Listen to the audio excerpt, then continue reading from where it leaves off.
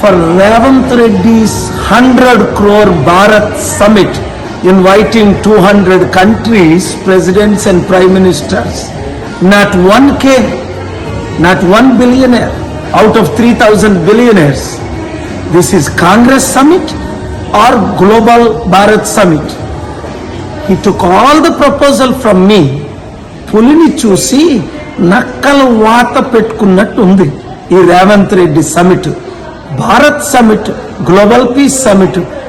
నేను global peace summit పెడతానంటే ఒప్పుకొని బిలియనర్స్ని, ప్రెసిడెంట్ని, prime మినిస్టర్ని తీసుకొద్దామని ఈ మధ్యన సల్మాన్ ఖుర్షీద్ కూడా నన్ను ఢిల్లీలో హోటల్లో కలిశారు. ఏమైంది? ఒక్క ప్రెసిడెంట్ వచ్చాడా? ఒక్క ప్రైమ్ మినిస్టర్ వచ్చాడా? ఒక్క గ్లోబల్ సెలబ్రిటీ వచ్చాడా? 3,000 మంది బిలియనర్లు ఒక్క బిలియనర్ వచ్చాడా? ఒక్క కంపెనీ వచ్చిందా? అంటే వీళ్ళు కాంగ్రెస్ షో చేసుకోవడం.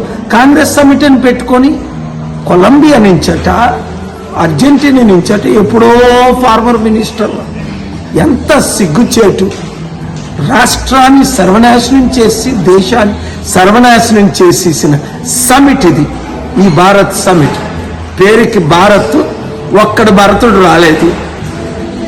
ఇప్పటికైనా రేవంత్ రెడ్డి బుద్ధి తెచ్చుకుంటే ఇక్కడ టర్కీలో ఎలాంటి సమిట్ పెట్టావు? ప్రపంచ దేశాల్లో ఎలాంటి సమిట్లు పెడుతున్నావు? అర్థం చేసుకోండి. మార్పు రావాలి, ఆ మార్పు మనమే తేవాలి. ఉగ్రవాదులు జమ్మూ కాశ్మీర్లో ఎంత ఘోరంగా నువ్వు Hindu చంపడిశారు.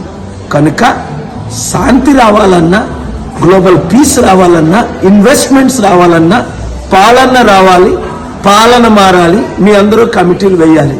Thank you very much. ఈ వీడియో అందరికీ షేర్ చేయండి. God bless you.